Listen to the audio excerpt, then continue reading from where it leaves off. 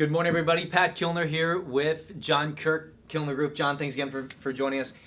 Now, the snow's melting. It's spring market, and we get a huge number of calls this time of year. People just saying, "Oh, it's spring market. It must be the time to sell. We want to put our house in the market."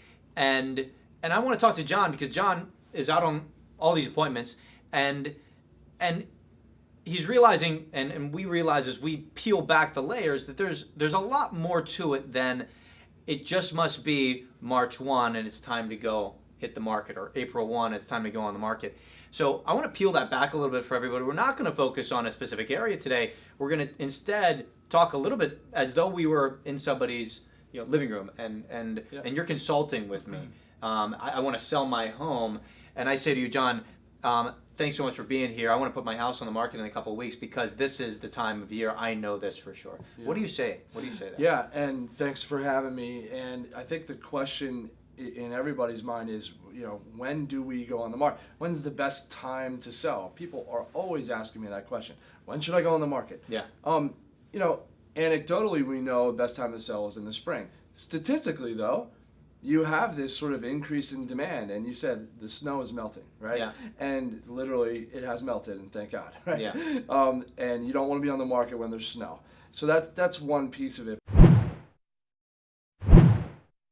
So what we see is demand increases 3 and 4 times between January and April, right? So statistically, the best time to sell typically is that spring market. You do, however, see it can't be made. That decision can't be made in a vacuum. You have to actually look at market factors as well, and so we can talk more about that. Yeah. So just unpack that. So what we're seeing is that what I'm hearing you say is that we're seeing 4 times the number of buyers, oftentimes out on the streets, the demand, looking for things during the spring market once the snow melts.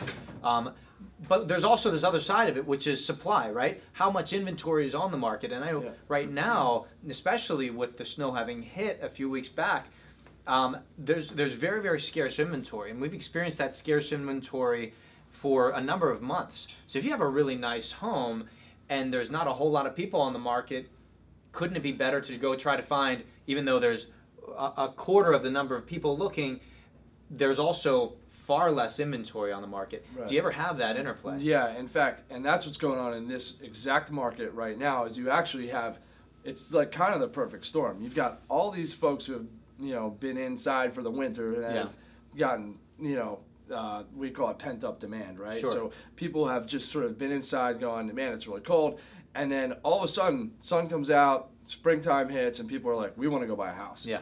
And what you have is not a whole lot of inventory on the market. I've been saying for weeks, I just keep expecting that next week that so much more inventory is going to go on. And it's actually not. Yeah. We happen to be putting a lot of homes on the market right now, but I'm not seeing a ton of houses. So what you're seeing is if you're a seller right now, you've got people who've been inside and want to buy a house now, and you don't have a whole lot of inventory on the market. So to your point, we need to actually factor in what's going on in the market to determine when the best time is to go on the market. So how do you know that? I mean, because nobody has a crystal ball. We don't know exactly what demand's going to look like and what supply is going to look like, what our competition is going to be when we're pricing somebody's home. What are you going back at and looking at in order to know that? Yeah, and so there's 2 things. I mean, number one, real estate happens now, right? And so right before you're going on the market, we need to sort of like take a snapshot of the market right now.